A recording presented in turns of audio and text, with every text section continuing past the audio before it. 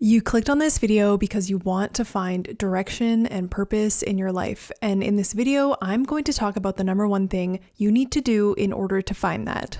So let's talk about who this may apply to. Maybe you're someone who's trying to make a decision in your life between one thing or another, between staying or going. Maybe you're really unfulfilled and you're hoping to find purpose and you're looking for a career change that will take you in that direction. Or maybe you're feeling really stuck and aimless and you just need a direction to go. And you may be thinking that you just need to find the right idea. You just need to wait for that inspiration to strike, and then you'll be able to hit the ground running once you have that inspiration. And maybe you want to feel really sure about everything. You want to make sure you're making the right decision. But you don't need any of those things. All you need to do is follow the fear. And what does this mean? It means the next step, the direction, the idea that feels a little scary and that will take you out of your comfort zone. And the reason that I recommend this approach is because when you follow the fear, you get out of your comfort zone. And when you get out of your comfort zone, you self-actualize. And self-actualization leads to purpose and direction. So you always have one of two choices. You have the choice of comfort or you have the choice of growth. One is the sure bet, or possibly not making a choice at all and deciding to stay where you are with your current circumstances and your life as it is. And the other one feels a little scary, maybe a little daunting, a little unknown, and it is following the fear. And what I mean by following the fear is, first of all, not something dangerous. It's just the decision that gets you out of your comfort zone, that feels a little uncomfortable because it's new, and you haven't experienced it before, and it's going to lead to a lot of personal growth and new experiences. And I have examples from my own life where I have both followed the comfort and followed the fear. So let's get into it. So an example where I chose comfort was back in 2016 after I was laid off from my job. I had a few months between positions before I was able to find my next job. And during that time, I considered starting a blog. I had seen the success of people who had started blogs and it was kind of their full-time thing. And I thought this could be a cool side hustle and I can share some of my thoughts on this blog. And ultimately, I didn't want to get out of my comfort zone. I really identified as an engineer, which is what I was working as at the time. And I just really wasn't comfortable putting myself out there or doing anything different than what I was already doing. And the next example comes shortly after that. It was the next job that I happened to get. I ended up getting a job for a very similar company as my last company. It was almost a carbon copy, the exact same type of role. The type of work was almost the exact same. Everything was the same. And so this was a very comfortable transition for me because it was from one thing to the next, very similar, and it didn't really require a lot of growth on my part other than getting up to speed on, a different company, new coworkers, things like that. And just an interesting little side note on this choice to take a very comfortable carbon copy job is that because I was so unfulfilled in this job, I was unfulfilled in my last job, and then I took a carbon copy job and ended up being unfulfilled in the next one, unsurprisingly.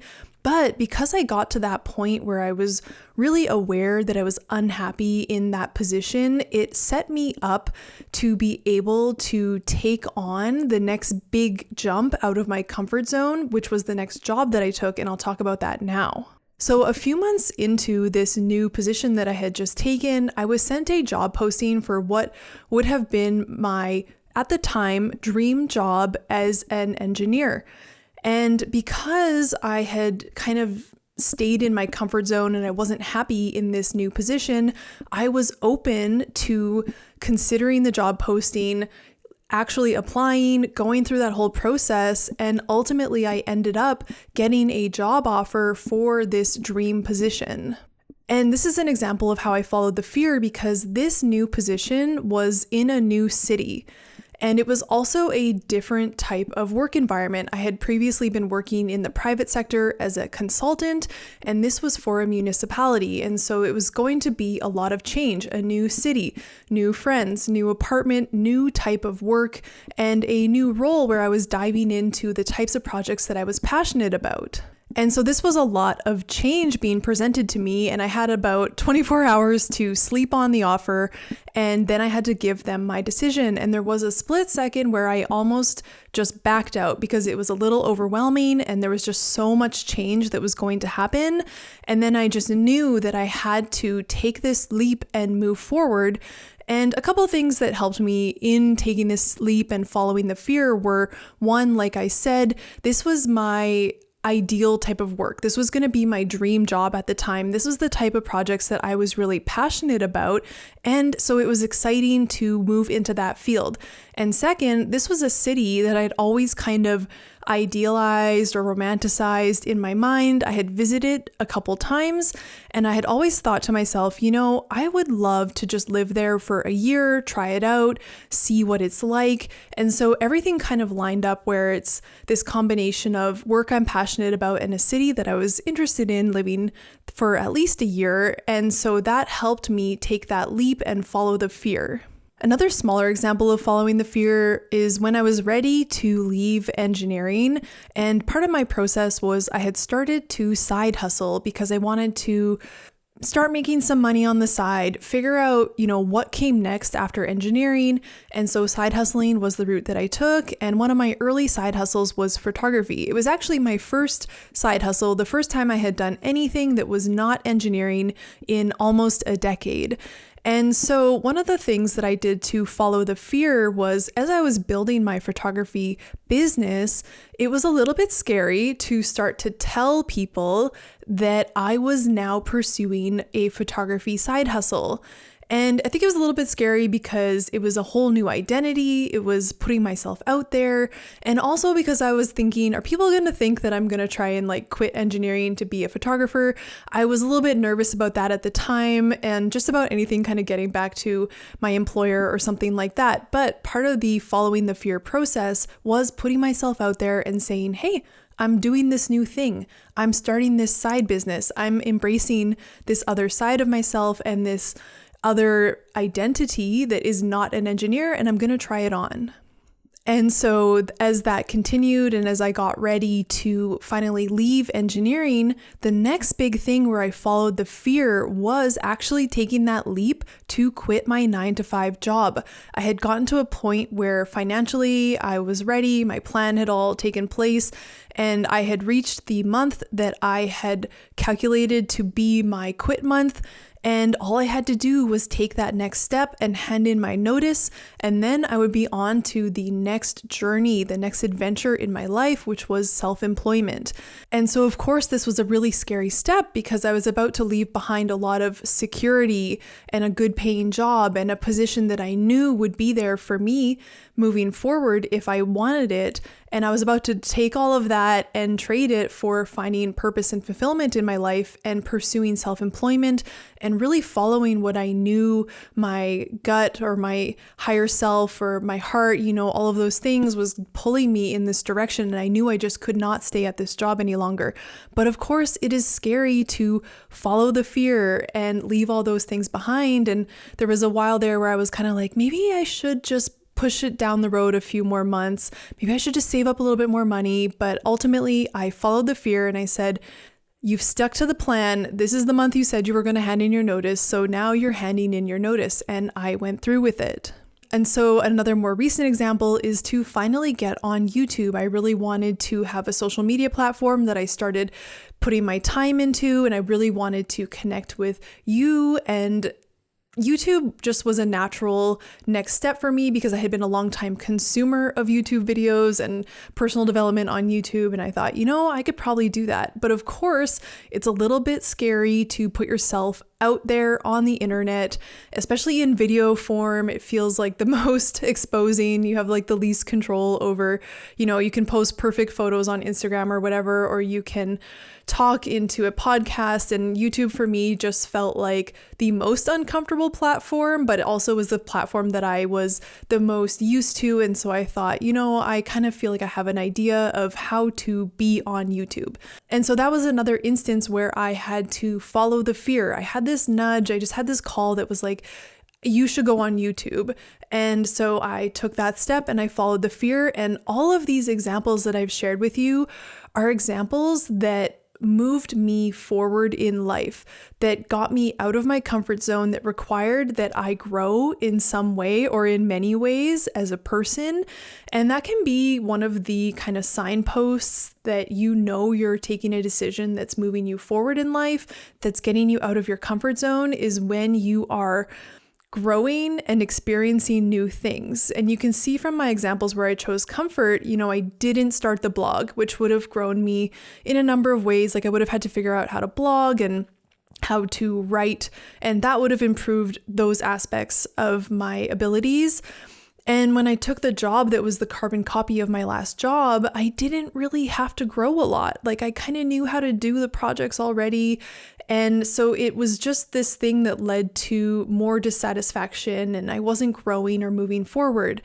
And on the other hand, all of these examples of following the fear got me out of my comfort zone, got me into the growth and learning zone where I really had to, figure things out and learn along the way. But they all led to more self-actualization, more competence, more confidence. My ability to do all of these different things has now increased, and it also led to fulfillment and just this sense of really being on the right path in life and finding my direction. So let's talk about how you can follow the fear. And one of the first things is to understand where that boundary is. Where do you transition from feeling comfortable to feeling uncomfortable? Where do you start to feel that fear? What is the idea or decision or direction that feels scary, uncomfortable, unknown, and a little bit like following that fear?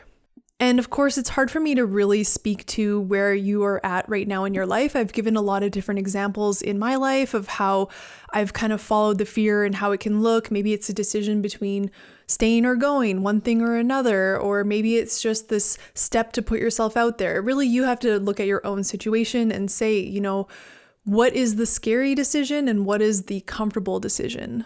And so some of you may be really worried about making the right decision and not wasting any time or money or effort going down a path that is the wrong one. And I used to worry about this so much. When I was side hustling before I left engineering, I had like 3 or 4 side hustles. And at the time I was so caught up in I need to find the exact right thing so that I can just double down on that and move forward. And I don't want to waste any time on, side hustles that aren't going to become my main hustle. And when I look back on that, what I can really see is that none of them were the wrong decision.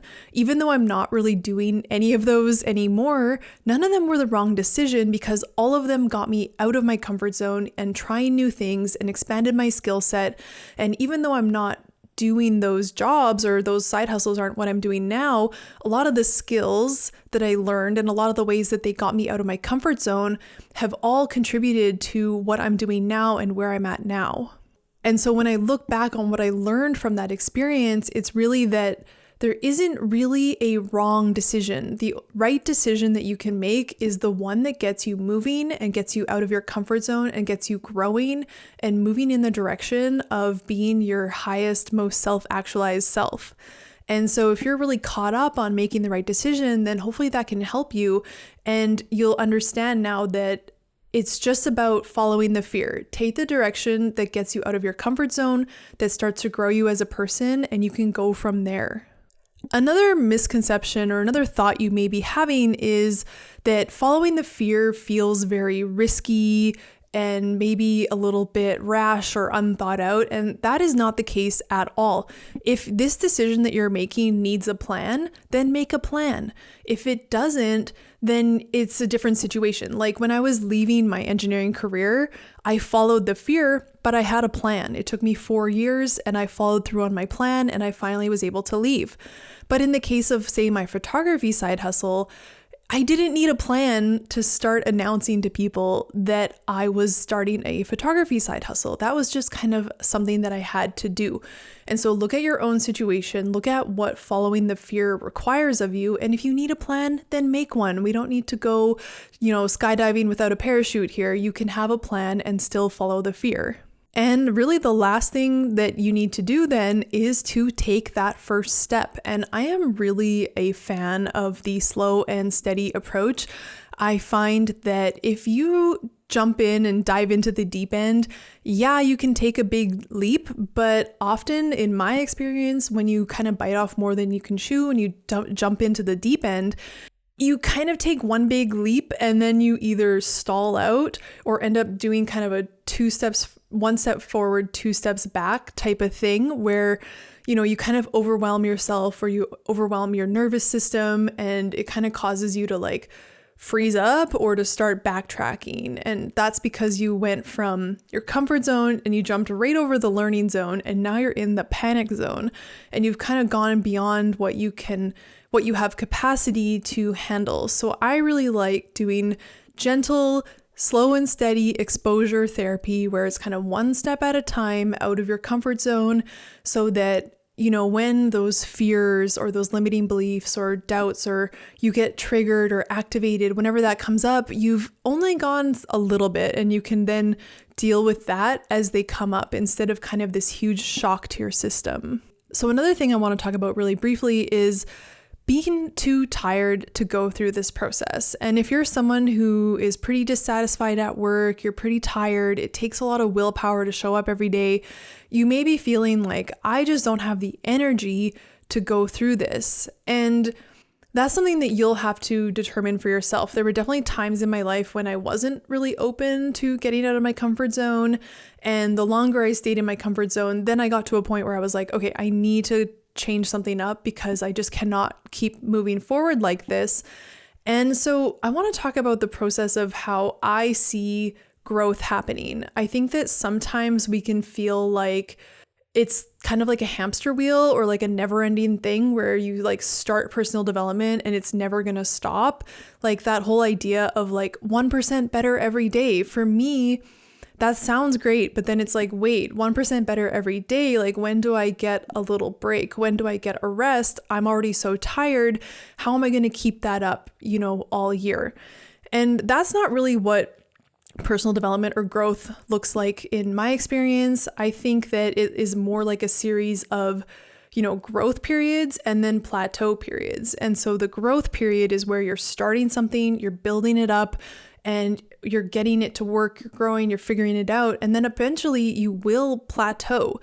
And that's where you've sort of like mastered the level or mastered the skill or whatever, and you're able to just coast at that level with those abilities for a little bit. You're reaping the rewards now of all that work you did during the growth phase. And there'll come a point when you're ready to stop coasting, you're ready to grow again. And so then you'll start another growth phase. An example of this from my own life that I can think of is the whole process of being someone new to the workforce. You're a new graduate. In my case, I was a junior engineer or an engineer in training. And the first 4 years of my career were a growth period where I was doing a ton of different projects. Everything was new, everything was learning, everything was getting out of my comfort zone. And then around like the 4-year mark, you get your stamp, you become, an actual engineer, and you have a lot more experience under your belt. You're at this place where you kind of know how to do a lot of the projects, and instead of needing to learn all the time, you kind of know the process and it becomes a little bit more rinse and repeat, and you get to enjoy the fruit of all of that labor that you did for the past 4 years. And so you'll stay at that level for some amount of time. I think it's personal to all of us. And you'll coast along and kind of just rinse and repeat and really, really hone in on what you know. But eventually you're going to reach a point where you're probably going to get a little bored or stagnant, and you're going to want to move forward again. And so maybe that looks like, trying a different type of project that you've never been on before. Or maybe that means, in the corporate world, you reach a point of seniority where it's like, okay, now I'm going to move up the management track. I'm going to, instead of doing project work, I'm going to start managing more people. And that's how you grow and get out of your comfort zone and take that next leap. And I think it's so important to talk about the mindset that is required to follow this path of fear, because it is completely contrary to our human nature, where we want to stay safe and have everything be certain. We want to know what to expect, and we don't want to exert extra energy getting out of our comfort zone. And so there are some mindset things that are really important if you do want to pursue these path of following the fear. And so the first mindset to really embrace is that of a growth mindset. This is the mindset that doesn't see setbacks as failures. It sees them as part of the process and as learning opportunities. It's like when I started this YouTube channel, of course, there's things in every video that, as I'm going back through the video, it's like, oh, I didn't like how that lighting turned out, or I didn't like how I said that thing or whatever. And so part of the process is always kind of evaluating, how are things going? How do I want to change them as I go? And continuing to move forward with that growth mindset that sees everything as a learning opportunity and not as a reason to quit. Another thing that I find really helpful is having a very flexible mindset. So if you have a plan, you probably have a certain way that you think it's going to go. You have like step 1, 2, 3, whatever. And I think it's so important to be flexible because during these like growth phases, everything is kind of a little chaotic and you need to give things a chance to settle and even out. And one thing that comes to mind is like when I first got back into working out, I had laid out my weekly split. I was like, okay, I'm going to do like cardio on these days. I'm going to lift weights on these days. I'm going to do like push, pull legs. Like I had laid it all out. And that was my first best guess, but I needed to be flexible because as I, worked through my schedule, it became clear to me like, oh, this order does not work for me. I'm going to move things around. I'm going to change the order. And so it's being open to being able to change the plan as you go while still sticking to the overall, plan as you move forward. Another thing to remember is that discomfort, fear, and limiting beliefs are part of the process. They're going to happen. It's natural. You're getting out of your comfort zone. You're going to start to doubt your ability for things to happen. You're going to kind of spook yourself and you're going to have those fears that come up. And it's really important to just know that all of these things are part of the process and that you'll have to deal with them as they come up. And possibly one of the most important lessons that I learned in my process is that done is better than perfect. Especially during this growth phase, it's so much more important to just do the thing or ship the thing or whatever than it is to make it perfect, because the growth comes in the doing and the experience, not in, thinking about it. And so done is better than perfect is another thing to keep in mind through this process as you follow the fear. So I hope this video has been helpful to you. I hope it's given you some things to think about as far as how to find your next direction, how to find purpose, how to move forward from a situation that is unfulfilling into one that is fulfilling. And getting out of your comfort zone and growing is inherently fulfilling, and it will take you down your path of purpose. So if you enjoyed the video, please give it a big thumbs up. I'd really appreciate that support. And if you like this type of content, then consider subscribing for weekly content like this, and I will see you in the next video.